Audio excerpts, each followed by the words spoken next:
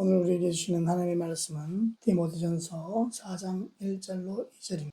다 같이 합독하겠습니다. 시작. 그러나 성령이 밝히 말씀하시기를 후일에 어떤 사람들이 믿음에서 떠나 미혹해하는 영과 귀신의 가르침을 좇으리라 하셨으니 자기 양심에 화인 맞아서 외식함으로 거짓말하는 자들이라. 아멘. 오늘 말씀의 제목은 속이고 미혹하는 자들을 철저히 경계하고 시대를 분별하라 라는 제목으로 말씀을 나눠보고자 합니다. 참고로 로마서 12장과 고린도전서 2장과 또 고린도전서 12장과 빌립보서 1장에 각각 있는 것 중에 분별하라는 말씀이 나와요. 이 외에도 더 있지만 오늘 말씀과 관련해서 분별하라는 말씀을 하나를 한번 해보고자 합니다. 로마서 12장 2절에 보면 너희는 이 세대를 본받지 말고 오직 마음을 새로 변화를 받아 하나님의 선하시고 기뻐하시고 온전하신 뜻이 무엇인지 분별하도록 하라. 그리고 빌립보서 1장 10절에는 너희로 지극히 선한 것을 분별하며 또 진실하여 허물 없이 그리스도의 날까지 이루고는 말씀이 있습니다. 혹세무민이라는 말을 여러분들 들어보셨을 건데 이 혹세무민이라는 말은 세상을 어지럽힌다. 세상을 이제 미혹한다 이런 말이 되겠죠. 세상을 어지럽히고 세상 사람을 미혹, 즉 정신을 뒤흔들고 혼란스럽게 하여 속인다는 의미가 있습니다. 사람이 살아가는 이 세상은 예나 지금이나 변함이 없는 것들로 가득합니다. 관습이든지 풍습이든지 전통이든지 어떠하든지 간에 그것이 변화를 일으키는 것도 있겠지만 오히려 변질이 되거나 그것이 답습되어져서 그대로 머물러 있는 그런 것들이 많다는 얘기죠. 그 중에 특히 항상 혹세무민하는 자들은 여전히 사라지지 않고 그들의 위세를 떨치고 있습니다. 그들에 대해서 작게 표현하면 사기꾼이라고 말하고 좀 더 확대시켜보면 그들을 선동자라고 할 수 있습니다. 그들은 과연 어떤 목적을 가지고 혹세무민하는 것일까요? 그 첫 번째로는 사리사욕을 채우기 위해 남을 속이는 것이죠. 내 배를 채우기 위해서, 내 욕심을 채우기 위해서 내가 원하는 목적이 무언가가 있기 때문에 그것을 채우기 위해서 남을 속이고 기만하는 겁니다. 그리고 두 번째는 세상 사람을 기만하여서 그들이 원하는 권력을 잡기 위해서 속이는 거죠. 지금 정치인들이 그렇고 종교인들이 그렇고 또 세상 사람 어느 누구라도 무슨 권력을 하나 잡으면 그것이 다 인간처럼 소위 말하면 그것도 전부 다 욕심이죠. 그것을 취하기 위한 그 이득을 취하기 위한 계략으로 이렇게 속이기도 합니다. 그리고 세 번째로는 자신이 가진 어떤 형태의 분노를 표출하는, 그래서 그것을 해결하려는 수단으로 이 세상에 거짓말을 퍼뜨리고 있는 것이고, 네 번째로는 자신을 끌어당기는 명예욕 때문에 거짓말과 사특한 행위를 일삼는 것입니다. 그리고 다섯 번째로는 적대 국가의 간첩을 침투시켜 상대 진영을 혼란 속에 빠지도록 사용하는 사악한 술책인 것이죠. 위에 다섯 가지 예처럼 이렇게 타인을 속이며 선동하는 자들이 나타날 때 그것이 과연 진실인지 아닌지를 경계하고 분별하여 우리가 이 분별할 수 있는 지혜가 우리 성도들에게는 반드시 있어야 합니다. 그런데 나름 지식을 가지고 살아간다고 하는 사람들 대부분은 어떤 사람의 강력한 주장 한마디에 그것의 진실 여부를 판단하지 못한 채로 그 말이 참일 것이라 여기고 너무나도 쉽게 받아들이는 것이 아이러니하지만 실상입니다. 그 주장에 말려든 청취자들은 소위 설마 그 사람이 없는 말을 지어서 하겠어? 아니 땐 굴뚝에 연기 날까? 이런 말을 하면서 그 말이 기정사실인 것처럼 그 말을 이리저리 옮기는 현상도 나타나게 됩니다. 이것에 더하여 올바른 지식이나 지혜가 없는 사람에게 자신이 모르고 있는 부분에 대해 습득하게 되는 지식을 맹목적으로 신뢰하게 된다는 것, 그런 경향이 나타납니다. 내가 모르는 사실을 상대방이 알고 있을 때 그런가 하고 그것이 사실인지 아닌지를 관계 여부를 떠나서 그것이 나한테 새롭게 들리면 그 새로운 것에 혹해서 빠져버리는 그러한 실수를 많이 범하게 된다는 것. 이런 현상들은 상처를 안고 있거나 자존심이 강한 사람들에게 뚜렷이 나타나는 그런 현상 중에 하나입니다. 또 어떤 경우는 타인이 이미 가진 지식을 뒤늦게 깨달은 뒤에 그것을 자신만이 알고 있는 것처럼 우격다짐할 때도 있는데, 예를 들자면 정보의 최첨단에 있는 인터넷 지식을 습득한 것에 대해 누군가에 의해서 그 지식의 정보가 인터넷상에 올라가 있을 수 있다는 것은 생각하지 않거나 무시한 채 자신만이 발견한 그 지식이 최고인 것처럼 오히려 상대를 가르치려 하는 경우도 얼마든지 보게 되는 그런 세상입니다. 이러한 삐뚤어진 모습은 자신, 즉 내가 최고라고 하는 유아독존 사상과 맞물려 있습니다. 그것을 교만이라고 하는 것이며, 이것은 자존심이라는 것과 매우 밀접한 관계가 있습니다. 지금 이 세상은 나 자신을 자랑하고 싶고 자신의 존재를 타인에게 어필하고 드러내고 싶은 유혹들로 가득 차 있습니다. 나 혼자만이 잘나야 하고, 나 혼자만이 잘 먹고 잘 살아야 하고, 나 혼자만이 모든 것을 누려야 하며, 남 잘난 것은 보지 못하는, 소위 말하는 남 잘되는 꼴을 못 보는 세상, 사촌이 땅을 사는 배 아프다는 그런 세상, 그런 생각, 나만 아니면 돼, 내로남불 같은 극히 이기적인 사상과 말과 행위들로 이 세상은 병들어 있습니다. 단체나 조직, 사회, 더 나아가 국가라는 공동체에 소속된 회원이나 국민은 때로 자신을 희생함으로써 소속 단체나 조직, 사회, 그리고 국가가 유지될 수 있다는 것, 그것에 따른 경쟁력의 우위를 차지할 수 있지만, 오늘날과 같은 시대는 인권을 앞세워 자신의 이익만을 위해 공동체의 규정이나 법을 무시하거나 함부로 어기는 극단적인 이기주의를 표출하고 있는 악한 시대에 우리는 살고 또 그 영향을 받고 있다는 사실을 잘 알아야 합니다. 이런 현상들을 되짚어 볼 때 혹세무민하는 자들은 시대의 흐름을 잘 읽고 있다고 할 수 있죠. 다만 그 지식과 지혜를 선함이 아닌 사악하게 사용하기 때문에 모든 문제의 심각성이 있다는 겁니다. 그 문제의 범위가 작을 때에는 그 영향력도 적어서 수습하기가 쉬운데, 극단적으로 확대되어 국가를 상대로 선동하게 될 경우는 그에 따른 엄청난 파장 때문에 그 사태를 수습하는 일이 극히 어려워지기도 합니다. 이런 선동꾼들이 자신의 욕망을, 그것을 이용해서 권력을 잡기 위해 전 국민을 상대로 우롱하고 기만하는 것을 우습게 여길 때가 얼마나 많은지 모릅니다. 그들이 불리해지면 언제 그랬냐는 듯 나중에 말만 살짝 바꾸면 그만인 그런 세상이죠. 타인을 멸망과 죽음의 구렁텅이에 몰아넣으면서도 눈 한 번 깜짝하지 않는 그런 세상에 살면서도 그런 사악한 자들의 속임수에 넘어가는 선량한 사람들의 상태가 더 안타깝게 느껴지는 것이 어쩌면 현실적으로 당연한 일인지도 모릅니다. 거짓 선동꾼의 감언 이설에 꿰이는 사람들은 자신의 어리석음을 깨닫지 못하는 무지몽매한 자들입니다. 그 사람들은 자신이 똑똑한 척하지만 그런 허점을 이용하는 자들에게 당하면서도 깨닫지 못하는 겁니다. 다른 사람은 거짓에 당할지라도 자신은 절대 당하지 않으며 그런 거짓에 당하는 일 또한 없을 거라 생각하기 때문에, 그래서 그들이 더욱 불쌍한 겁니다. 앞서 살펴본 세상도 그러한데 이런 거짓의 영향력은 교회에서도 예외가 아니라는 사실입니다. 교회와 교회가 모이는 그런 집합체인 노회나 총회, 그리고 총회가 모여서 큰 단체를 이루는 한기총이나 한장연이나 한교협이나 이런 수많은 교회 연합기관들 속에서도 기만적인 현상들이 나타나고 있다는 겁니다. 그 이유는 세상을 깨우고 구원해야 할 교회가 주어진 사명도 능력도 잃어버리고 성령을 소멸했기 때문에 오히려 세상에 끌려가게 되는 모양새가 되고 만 것이라고 해야 할 것입니다. 오늘과 같은 시대에 혼미하고 사악한 흐름은 성경에서도 흔하게 볼 수 있습니다. 하나님께서 모세를 이스라엘의 지도자로 세워서 그 이스라엘 백성들을 출애굽하여 가나안으로 가는 40년 동안의 광야 여정 속에서도 백성들을 선동하여 다시 애굽으로 돌아가려고 하는 자들이 있었을 것이고, 또 모세의 영적 권위를 부정하고 자신도 모세와 같은 자리에 올라가려고 시도하거나 대적하는 자들도 있었을 것입니다. 왜 안 그렇겠습니까? 모세 한 사람으로 네가 하나님의 선지자냐, 나도 선지자 반열이 라고 하면서 얼마나 많은 도전을 했고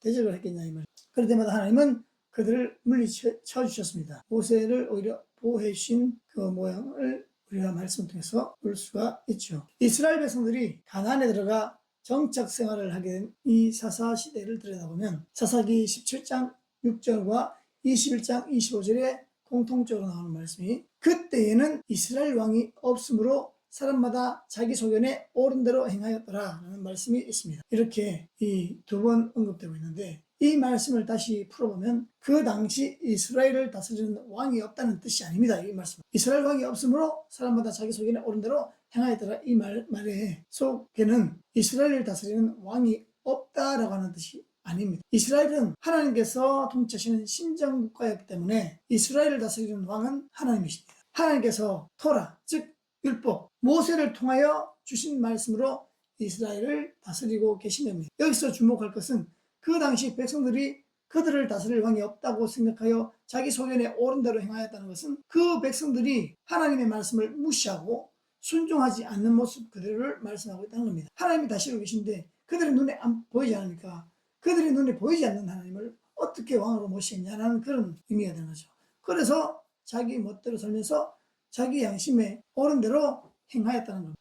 예수님께서 이 땅에 오신 그때는 그런 사악한 시대적 흐름이 크게 달했을 겁니다. 그래서 암흑기가 있었지 않습니까? 또 예수님이 오셨을 때 또한 그 또래의 그 아이들이 또 죽음을 당하는 그런 아주 극악한 일도 벌어지게 된 겁니다. 다만 이 두 시대 간의 차이점이라고 하면 사사시대가 말씀이 없는 때라고 보았을 때 예수님 시대는 말씀을 앞서 무시한 백성들을 미혹하여 잘못된 길로 인도하는 그러한 흑암의 시대였다는 것으로 이해하면 되겠습니다. 그렇다면 성령이 이끄시는 오늘날 교회의 시대에는 어떨까요? 앞에서 언급해드린 두 가지의 현상들이 공존하고 있습니다. 예수님을 믿는다고 하면서 교회를 열심히 다니면서도 말씀을 믿고 순종하지도 행하지도 않거나, 아니면 받은 말씀을 안다고는 하는데 그 말씀을 왜곡하여 잘못된 길을 가고 있으면서도 깨닫지 못하는 그런 어두운 시대가 바로 지금의 시대라고 볼 수 있습니다. 이러한 시대를 사는 이들, 즉 교회 공동체에 속한 교인이면서 교회의 권위보다 자신이 더 높아지려고 하는 욕심 때문에 그들에게 하나님 말씀은 그다지 소중하게 여기지 않을 겁니다. 오히려 이런 잘못된 교회의 풍조를 이용해서 이단 세력들이 득세하고 모든 수단과 방법을 동원하여 교인들을 미혹하여 지옥길로 끌고 가고 있는데도 불구하고 그것들을 모르고 그들의 늪에 빠진 채로 허우적거리고 있다는 사실입니다. 그런데 정작 기성교회들은 그런 잘못된 길에 빠진 성도들을 건져낼 힘도 없을 뿐더러 그 힘도 쓸 수도 없는 겁니다. 이게 왜 그럴까요? 바로 인본주의, 물질 만능주의, 자유주의, 번영신학, 기복신학, 이런 것들이 결국 이 교회를 덮고 있기 때문에 그런 힘이 사라져버려요. 그 첫째로는 교회들이 하나님의 말씀 가운데 바로 서지 않으므로 하나님의 권능을 잃어버렸기 때문입니다. 두 번째로는 오늘날 성도들이 세상 풍조에 물들어 살게 되면서 사사시대의 백성들과 같이 하나님의 생명과 진리의 말씀을 아무리 외쳐도 외면하며 듣지 않고 있기 때문이죠. 디모데전서 4장 1절, 오늘 본문의 말씀에 그러나 성령이 밝히 말씀하시기를 후일에 어떤 사람들이 믿음에서 떠나 미혹게 하는 영과 귀신의 가르침을 쫓으리라 하셨으니, 여기서 후일이라고 하는 이 말은 바로 말세라고 하는 의미로 사용할 수가 있습니다. 말세는 우리가 좁게 보면 예수님 재림 직전의 때를 의미하며, 넓게 보면 예수님의 초림부터 재림까지 모든 기간을 의미한다고 볼 수 있습니다. 오늘날 혼탁한 교회들을 바라보면 예수 그리스도의 재림이 점점 더 가까워지고 있음을 볼 수 있습니다. 후일에 어떤 사람들이 믿음에서 떠나, 이것은 교회의 성도들이 가운데 믿음을 배신하고 세상으로 떠난 자들이 있을 것을 말씀합니다. 바울도 그 말을 했죠. 대만은 이 세상을 사랑하여 떠나갔다. 세상을 사랑해서 떠나가는 그런 어리석은 백성들이 있다는 겁니다. 즉, 이 사람들은 하나님께서 주신 이 성경을 다르게 해석하여 가르치는 자들에게 미혹되어서, 그러니까 이 성경을 다르게 해석해서 가르치는 자들은 뭐겠습니까? 이단이나 사이비나 이런 사람들이겠죠. 그 사람들에게 미혹되어서 교회, 즉 예수 그리스도를 배반하는 자들을 가리킵니다. 그런데 이들이 진정 불쌍한 것은 자신들이 미혹당한 거짓 고리들이 성경의 권위보다 더 높이 있다는 것으로 착각하고 그것을 맹목적으로 따라간다는 점입니다. 덧붙이자면 그들은 기존의 믿음에서 떠나는 것이 아니라 더 높은 믿음으로 나아가고 합니다. 그들 스스로 지금 현재 있는 믿음에서 한 계단 더 올라서는 믿음으로 우리가 발전한다, 이런 이상한 논리를 펴고 있다는 겁니다. 이런 사람들은 바로 미혹해 하는 영과 귀신의 가르침을 쫓았기 때문에 그렇게 된 것이라고 사도 바울은 분명하게 지적하고 또 가르쳐주고 있습니다. 사랑하는 성도 여러분, 미혹해 하는 영이 무엇입니까? 바로 마귀, 즉 사탄을 가리킵니다. 마귀는 사람을 속이고 미혹하여 바른 믿음에서 떠나게 하여 그 사악한 영들에 의하여 멸망당하고 죽임당하기 위해서 계략을 끊임없이 펼쳐나가는 사악한 영적인 존재이기 때문에 미혹해 하는 영이라고 불리는 겁니다. 이 말씀의 근거는 마태복음 24장 15절, 요한일서 4장 6절, 계시록 12장 9절에 나와 있습니다. 그 중에 하나를 찾아보겠습니다. 계시록 12장 9절을 찾아서 읽어드리겠습니다. 계시록 12장 9절. 계시록 12장 9절. 큰 용이 내어 쫓기니 옛뱀 곧 마귀라고도 하고 사단이라고도 하는 온 천하를 꿰는 자라. 땅으로 내어 쫓기니 그의 사자들도 저와 함께 내어 쫓기니라. 이렇게 사단이 이 사람들을 미혹하는 주체가 되는 겁니다. 그래서 우리가 이 영이 잘못되거나 믿음에서 탈선하면 이 미혹하는 자, 그들의 영과 귀신의 가르침을 받아서 거기에 빠질 수밖에 없는 상황이 될 수 있죠. 마귀는 타락한 천사들의 우두머리죠. 지금 현재 사탄은 지금 우주경에 갇혀 있고, 그에 반해서 귀신들은 마귀의 지배를 받는 하수인, 즉 마귀의 졸개들인 것입니다. 성령께서 선지자들을 통해 말씀하시는 것과 같이 마귀는 이단자들을 통해 가르칩니다. 그게 차이죠. 그러므로 신자가 믿음에서 떠나게 되면 곧바로 미혹해하는 영과 귀신의 가르침에 사로잡힐 수밖에 없는 겁니다. 고린도후서 13장 5절에 보면 너희가 믿음에 있는가 너희 자신을 시험하고 너희 자신을 확증하라. 예수 그리스도께서 너희 안에 계신 줄을 너희가 스스로 알지 못하느냐. 그렇지 않으면 너희가 버려온 자니라고 하셨습니다. 따라서 성도들은 항상 자기 자신이 믿음 안에 확실하고 온전하게 거하고 있는지 스스로 확인하는 작업을 게을리 해서는 안 될 겁니다. 자신이 믿음 안에 온전히 거하고 있는지에 대해 어떻게 확인할 수 있을까요? 가장 중요한 점은 말씀을 온전히 믿는 것이입니다. 어떤 목회자가 훌륭하다는 소문이 자자하고 그 사람의 영적 능력이 엄청 뛰어나며 아무리 사회적으로 봉사를 많이 해서 그 명예와 명성이 높고 뛰어나다 할지라도 그가 말씀에서 벗어난 것으로서 성도들을 가르친다면 그 목회자는 이미 마귀의 하수인으로 전락한 자가 되어 성도를 미혹하고 있다는 것을 깨달아야 합니다. 그런 단체도 많잖아요. 여기 우리 주변에 보면 특히 여러분들 너무 잘 아는 이단자들, 여호와의 증인이라든가 안상홍 하나님의 어머니라든가 이런 자들은 굉장히 친절하고 따뜻하고 배려심 많고 이해심 많고 아주 이 서비스 정신이 투철합니다. 그런 사람들의 그 친절에 넘어가서 그것에 빠지게 되면 그냥 그 영혼은 멸망하는 거죠. 그와 같이 아무리 보기에 선하고 아름다워 보인다 할지라도 그것은 독을 품은 사과와 같은 존재라는 겁니다. 그의 말을, 그러니까 그런 사람들의 말을 들은 사람들은 그 달콤한 말에 속아 넘어갈 수밖에 없죠. 예전에 아마도 여러분들도 아마 들어보셨거나 접한 분이 있다면 알만한 그런 목회자의 간증을 하나 그걸 토대로 해서 분별하는 시간을 가져보겠습니다. 예전에 그 기도 중에 입신해가지고 천국과 지옥을 보고 온 것을 책으로 펴내고 방송에서 간증하여서 주목을 받은 어떤 목사님이 있었습니다. 그래서 이제 뭐 뒤에 님자라는 말은 되겠습니다만 어쨌건 그의 말을 들은 목회자들이 많은 은혜를 받았고 또 너나 할 것 없이 자신들이 그 간증을 통해서 나온 지적받은 그런 목회를 하면 안 되겠다고 회개를 했다고 합니다. 그 방송을 보거나 책을 읽어본 성도들이 그 목사를 정말 훌륭한 목사님이라고 입이 마르도록 칭찬을 했습니다. 그 간증 내용 중에 무엇이 잘못되었는지 성경적 지혜와 분별력이 없는 세상에서 신앙하기 때문에 그들은 그에게 그런 칭찬을 할 수밖에 없었고 하게 됐다는 얘기죠. 이런 것은 성경적으로 들여다보고 판단하면 그 속에 담긴 잘못이 무엇인지 명확하게 알 수 있는데도 그들은 그것이 새로운 것이 그들이 듣기에 새로운 것이기 때문에 거기에 혹 한다는 말입니다. 그 내용 중에 발췌를 하고 그 내용 중에 오류가 있는 부분을 몇 가지만 들어보겠습니다. 첫 번째로는 천국과 지옥을 본 내용이 성경적이지 않다는 겁니다. 대부분의 천국과 지옥을 보고 왔다는 간증자들의 대부분이 거의 대동소이하게 그 본 것이 거의 천편일률적이라고 봐야 되겠죠. 잘못된 것이, 성경적으로 잘못된 것이 너무나도 많다는 겁니다. 성경에는 사람이 죽으면 천국과 지옥으로 가는데 지옥은 불과 유황불못에서 꺼지지 않는 영원히 타는 불이 있다고 말씀합니다. 불신자들은 그곳에 던져져서 영원토록 고통 속에 지내야 한다고 마가복음 9장 43절과 48절, 그리고 마태복음 18장 9절, 25장 41절, 그리고 누가복음 16장 24절 등에서 말씀을 하고 있습니다. 하나 제가 찾아서 읽어드리겠습니다. 누가복음 16장 24절을 제가 읽어드리겠습니다. 누가복음 16장 24절을 제가 읽어드리겠습니다.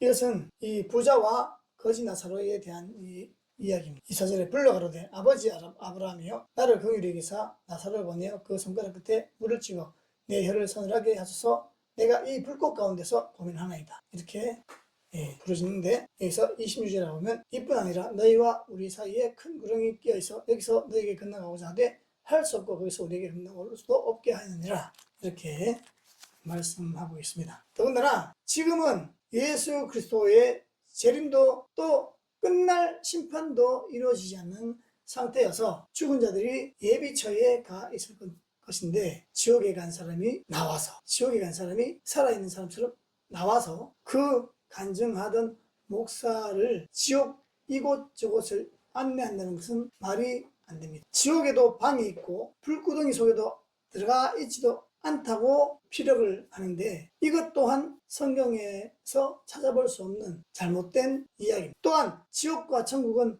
오갈 수 없는 것이라고 분명히 방금 읽어드린 누가복음 16장 26절에 읽어드렸지 않습니까? 있었는데 그들은 왔다 갔다 교통을 한다고 표현을 하고 있습니다.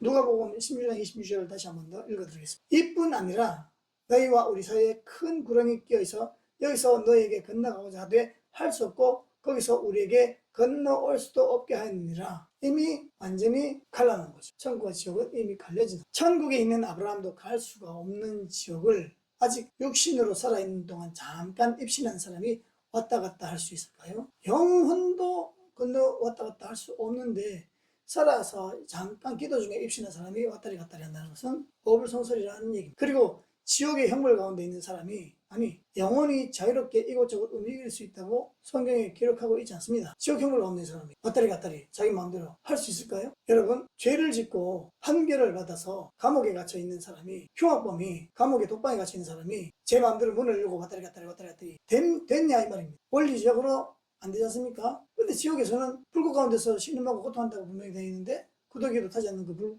불 가운데, 그런데 그 영혼이 거기에 방도 있대. 방도 있어 편하게 눕고 자고 먹고 있고 그렇게 하면서 지옥불 있어도 관계없이 편안하게 왔다리 한다는 거죠. 그게 무슨 망발입니까? 잘못된 것에 미혹되면 안 됩니다. 그리고 지옥은 오직 불구덩이 속에 영원한 고통만 존재할 뿐 그것은 아무런 희망도 자유도 없는 영원히 꺼지지 않는 유황불못과 이루 말할 수 없는 고통만 있을 뿐이라고 성경은 우리에게 교훈하고 있습니다. 그리고 두 번째로는 회개와 구원은 하나님의 말씀으로 이루어지는 것에 이 사람이 그 간증한 목사가 이 주장한 것에 따르면 회개와 구원이라는 것이 하나님의 말씀으로 이루어지는 그것에 위배가 되는 부분이 있습니다. 그 목사의 간증 중에 천국에 있지 않을 것 같은 사람이 천국에 있고 천국에 가 있을 것 같은 목사가 지옥에 가 있다고 말하는 그 핵심이 무엇일까 하는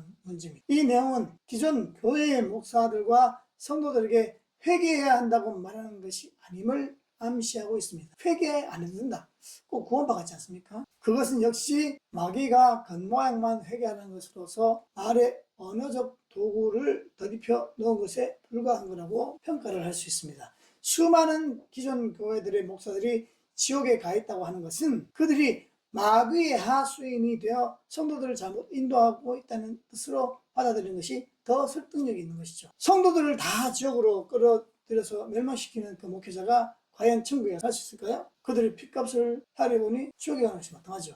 그렇게 받아들이는 것이 훨씬 더 합리적이다라는 말이에요. 물론 이단 사상과 교리로서 성도들을 미혹하여 그들의 말을 가르치는 사악한 목사들이 있는 것은 사실이지만 한국 전통교회의 수많은 목사들의 이름을 직접 불러가면서까지 그들의 잘못을 하나하나 지적하는 것은 비록 그것이 사실이라고 할지라도 그 간증은 성경적이라고 볼 수 없는 것이죠. 이것은 분명 한국교회를 부정하고 목회자들의 인격을 폄하하여 성도들을 유린하는 그런 마귀의 속삭임에 불과하다는 그런 평가를 할 수밖에 없는 겁니다. 누가복음 16장 27절로 31절까지 제가 읽어드리겠습니다. 가로되 그러면 구하노니 아버지여 나사로를 내 아버지의 집에 보내소서. 내 형제 5이 있으니 저희에게 증거하게 하여 저희로 이 고통받는 곳에 오지 않게 하소서. 아브라함이 가로되 저희에게 모세와 선지자들이 있으니 그들에게 들을지니라. 가로되 그렇지 아니하나이다. 아버지 아브라함이여 만일 죽은 자에게서 저희에게 가는 자가 있으면 회개하리이다. 가로되 모세와 선지자들에게 듣지 아니하면 비록 죽은 자 가운데서 살아나는 자가 있을지라도 구원함을 받지 아니하리라 하였다 하시니라. 회개하고 돌이켜 지옥에 가지 않는 것은 오직 모세와 선지자들에게 들으라는 주님의 말씀에 근거해야 돼. 그들의 말을 듣고 또 회개 안 하는 그들이 어찌 죽은 자가 살아서 간다 해도 믿겠습니까? 예수 그리스도가 죽음에서 부활했습니다. 예수 그리스도가 다시 사셨단 말이에요. 근데 그 다시 사심을 보고 또 믿지 않는 자들에 의해서 교회가 핍박을 당하고 많은 성도들이 잡혀가 죽는 그런 현상들이 빚어졌지 않습니까? 그래서 제 아무리 모세와 선지자가 하는 말을 안 듣는 사람들이 어찌 죽은 자가 살아가서 간다고 해도 그것을 믿겠느냐 헛일이죠. 모세와 선지자라고 하는 그 의미는 조금 자세히 들여다보면 기록된 하나님의 말씀을 뜻하는 겁니다. 죽은 자가 살아나서 지옥에 대하여 말해 주어도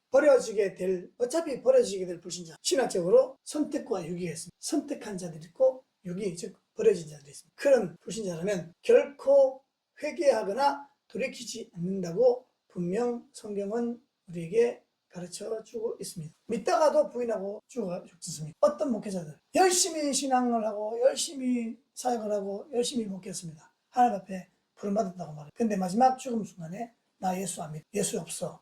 예수를 부인하며 죽는 그런 사례가 있지 않습니까? 그러나 죽음 직전에도 회개하고 돌이키는 자가 있습니다. 하물며 살아있는 인간이 천국을 보고 지옥을 보았다고 말한들 회개하고 돌이켜 천국에 가는 것이 아니라는 것 무섭지 않습니까? 그들이 아무리 천국과 지옥을 봤다고 말해도 그걸 어떤 호기심으로 받아들이고 지시로 받아들이고 한달지라도 그것이 참이든 거짓이든 하나님 앞에 내 죄를 구하고 회개하고 예수를 주인으로 모시고 내가 죽었다 예수님처럼 다시 삽니다라는 고백과 함께 세례를 받지 않은 그 사람은 구원과는 관계없는 사람. 왜 그렇습니까? 주님께서 그렇게 말씀하셨기 때문입니다. 분명히 알아야 할 것은 천국에 가는 것은 믿음으로 가는 겁니다. 여러분. 사람마다 나쁜 행위, 즉 죄가 없는 사람은 단 하나도 없습니다. 그러므로 이런 간증들은 거의 다 형식적으로 이루어진 회개와 행위 구원을 주장하는 것이 될 소지가 있고 믿음으로 구원을 받는 것을 부정하는 결과가 초래되기 때문에 잘못된 거라고 판단할 수밖에 없는 거죠. 그러니 조심하고 경계하고 분별해서 올바른 믿음을 가져야 합니다. 세 번째, 이것은 성경을 부정하는 것이 될 수 있습니다. 성경만이 정확무오한 하나님의 말씀이며 성경 말씀을 통해 그리스도를 알고 구원을 받게 된다고 말씀을 드리겠습니다. 또한 기록된 이 성경 외에 다른 말을 하는 것은 저주를 받을 대상이라고 말씀합니다. 갈라디아서 1장 8절로 9절을 제가 읽어드리겠습니다. 그러나 우리나 혹 하늘로부터 온 천사라도 우리가 너에게 전한 복음 외에 다른 복음을 전하면 저주를 받을지어다. 우리가 전에 말하였거니와 내가 지금 다시 말하노니 만일 누구든지 너희의 받은 것 외에 다른 복음을 전하면 저주를 받을지어다. 두 번 연거푸 말합니다. 예수님께서 확정적이고 아주 중요하여 강조할 때는 진실로 진실로라고 말하죠. 베로리 진실로 그리고 신명기 4장 2절 12장 32절에는 가감하지 말라 합니다. 신명기 4장 2절을 제가 한번 읽어보겠습니다. 내가 너희에게 명하는 말을 너희는 가감하지 말고 내가 너희에게 명하는 너희 하나님 여호와의 명령을 지키라. 가감하지 말래요. 더하거나 빼지 말래요. 그러면 저주만. 성경 말씀보다 더 좋은 가르침은 이 세상 그 어디에도 없습니다. 할렐루야. 저와 여러분, 우리 모두는 목사요 성도라고 하며 말씀만을 믿겠다고 약속한 사람들이 아니겠습니까? 그런데 많은 이단 사상가들이 내가 하나님의 말씀을 들었다, 하나님께서 전하라고 하셨다, 입신하여 보니 이렇더라 등 성경에 없는 말들을 성도들에게 가르치고 있습니다. 직접 계시를 받았다. 요즘은 성령을 통해서 우리에게 말씀하시고 이 말씀을 통해서 우리에게 밝히 알게 하십니다. 말씀하시고 밝히 알게 하시죠. 그것을 깨닫고 분별하여서 시대를 올바로 믿음으로 살아갈 수 있도록 인도해 주는 성령이 계시기 때문에 우리는 언제든지 이 말씀만 잘 가지고 있으면 어떤 것은 이겨나갈 수가 있는 겁니다. 거듭 말씀드리지만 성경 말씀 외에 그 어떤 것이라도 가르치는 것은 곧 성경을 부인하는 것과 같습니다. 성경을 부인하는 자가 어찌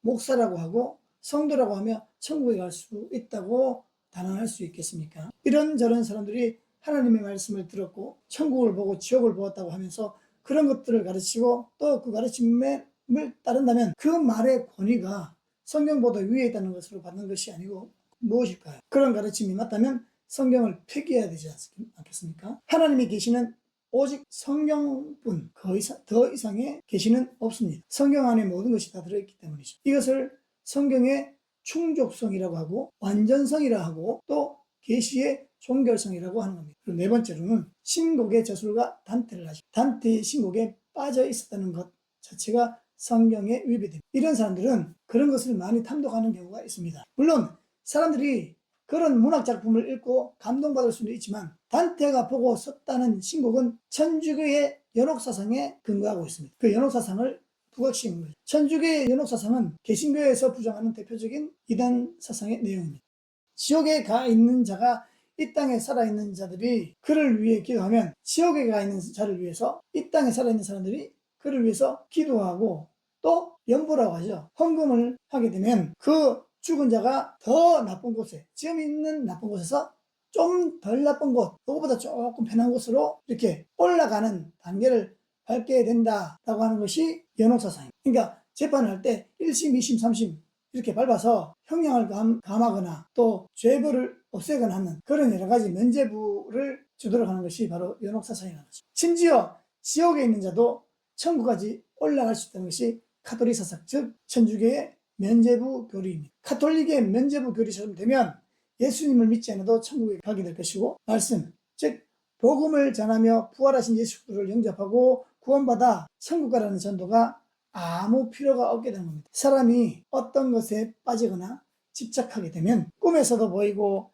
현실 속에서도 착각하는 경우가 나타난다는 것은 심리학자들만의 주장이 아니라 거의 모든 사람의 일상 경험을 통해 알고 있는 보편적 사실입니다. 하물며 신령하다는 목사가 하나님의 말씀인 성경에 집중하지 않고 일개 천주교의 영향을 받은 소설에 빠져 있던 중에 입신을 하게 되고 거기서 천국과 지옥을 보았으니 신앙생활을 바로 하라고 성도들에게 교훈하고 그 가르침을 받게 하는 것은 도무지 성경적이라고 볼 수 없는 겁니다. 고린도 후서 12장 2절로 6절을 제가 읽어드립니다. 내가 그리스도 안에 있는 한 사람을 아노니 14년 전에 그가 셋째 하늘에 이끌려 간 자라. 그가 몸 안에 있었는지 몸 밖에 있었는지 나는 모르거니와 하나님은 아시느니라. 내가 이런 사람을 아노니 그가 몸 안에 있었는지 몸 밖에 있었는지 나는 모르거니와 하나님은 아시느니라. 그가 낙원으로 이끌려 가서 말할 수 없는 말을 들었으니 사람이 가히 이르지 못할 말이라. 내가 이런 사람을 위하여 자랑하겠으나 나를 위하여는 약한 것들 외에 자랑치 아니하리라. 내가 만일 자랑하고자 하여도 어리석은 자가 되지 아니할 것은 내가 참말을 함이라. 그러나 누가 나를 보는 바와 같이 내게 듣는 바에 지나치게 생각할까 두려워하여 그만두노라고 사도 바울은 피력하고 있습니다. 사도 바울은 왜 낙원에 올라가서 보고 들은 말을 하지 않는다고 하였습니까? 여기서 낙원과 하나님께서 우리의 마지막 심판 후에 영원히 갈 그 영원한 천국과는 차이가 있을 겁니다. 자신은 사실대로 말한다고 해도 그 말을 듣는 사람이 그보다 지나치게 더하여 과장되게 생각할까 두렵기 때문이라고 했습니다. 사람들이 지나치게 생각할까 두렵다는 말은 복음보다, 즉 성경 말씀보다 자신의 간증을 더 높이며 그 말을 성경 말씀보다 더 따르게 될까 두려워했기 때문에 그 말이 오히려 성경의 권위를 실추시키는 그러한 헛소리가 될 수 있기 때문에 사도 바울은 더 이상 말을 하지 않노라고 이렇게 기술하고 있는 겁니다. 사도 바울은 자신이 낙원에 간 것도 자랑하지 않으며 낙원에 갔다고 했죠. 한국이 아니라 그곳에서 보고 들은 것을 자랑하고 있지 않습니다. 드러내지 않죠. 이렇게 자신을 낮추는 오히려 약한 것을 자랑한다 그랬어요. 자신의 약한 것을 오히려 자랑한다. 왜? 그리스도로 인하여 강한 사람입니다. 그 내면이 강한 사람이죠. 외형은 가난하고 또 병약하고 여러 가지 사람들이 보기에 야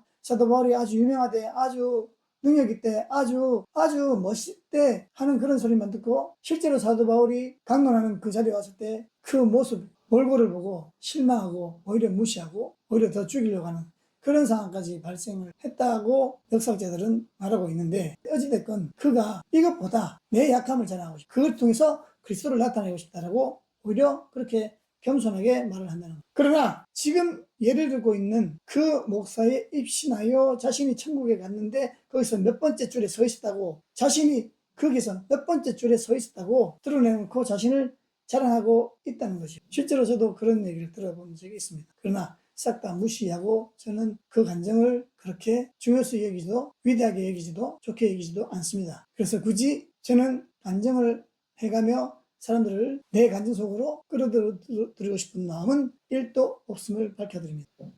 이는 자신의 명예를 높이고자 하는 교만인 것을 드러내고 있는 것이죠. 교만은 하나님께서 가장 싫어하는 것이요, 하나님께서 교만한 자를 물리치신다고 야고보서 4장 6절을 말씀하고 있습니다. 읽어드리겠습니다. 그러나 더욱 큰 은혜를 주시나니 그러므로 일렀을 때 하나님이 교만한 자를 물리치시고 겸손한 자에게 은혜를 주신다 하였느니라. 바울 사도는 성경을 읽는 우리에게 분명히 말하고 있습니다. 디모데전서 4장 1절로 2절을 다시 한번 읽어드리겠습니다. 본문 말씀. 믿음에서 떠나 미혹해 하는 영과 귀신의 가르침을 쫓으리라 하셨으니 자기 양심에 화인 맞아서 외식함으로 거짓말하는 자들이다. 이렇게 그 미혹해 하는 영과 귀신의 가르침을 쫓는 자들은 자기 양심에 화인 맞았다. 자기 양심이 화인 맞았다. 그래서 외식함으로 거짓말하는 자들, 이렇게 말씀합니다. 그것이 만들어진 원인은 믿음에서 떠난 거죠. 믿음에서 떠났기 때문에 그런 미혹을 당한 겁니다. 그래서 그 양심이 화인 맞아버린 거죠.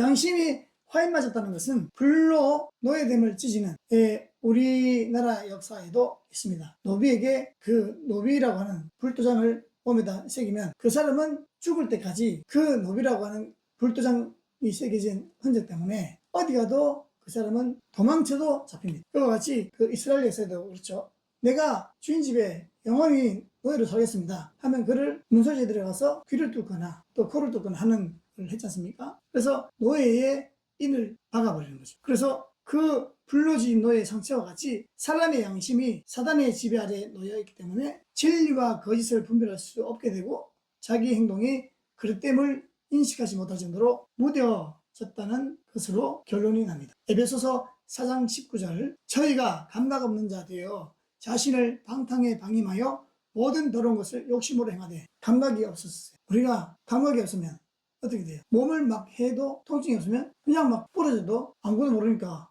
치료도 안 합니다. 보고도 피나네? 피나면 피나지, 안 아픈데? 방치하다 보면 나중에 그것이 죽음까지 내몰리는 상황이 될 수도 있는 겁니다. 우리가 통증이기 때문에 내 병이 어떻다, 내 병증이 어떻다라는 것을 나름 판단할 수 있는 그런 기준이 될 수 있는데, 그것 없다면 내가 어떤 병에 걸리는지 알 수가 없는 거죠.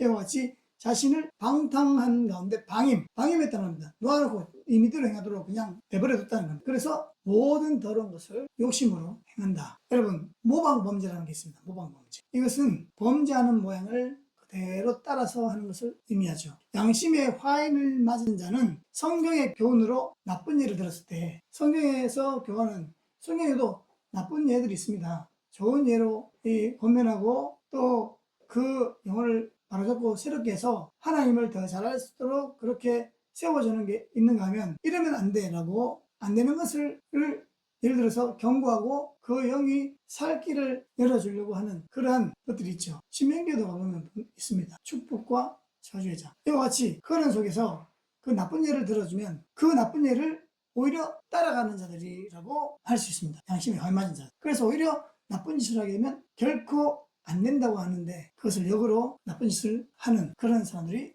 양심이 화인 맞았다라고 표현할 수가 있습니다. 성도라는 것은 오직 성경 말씀만 믿고 따르기 때문에 거룩한 무리라는 의미를 붙여서 그렇게 아름다운 칭호로 삼고 있습니다. 그런데 성경 말씀을 벗어나게 되면 그 사람은 이미 성도로서의 자격과 기능을 상실하게 되는 것이죠. 성경은 우리를 성도라고 부르고 있습니다. 신명기 33장, 역대하 6장, 시편 16장 등등 그래서 약 20군데가 있다고 합니다.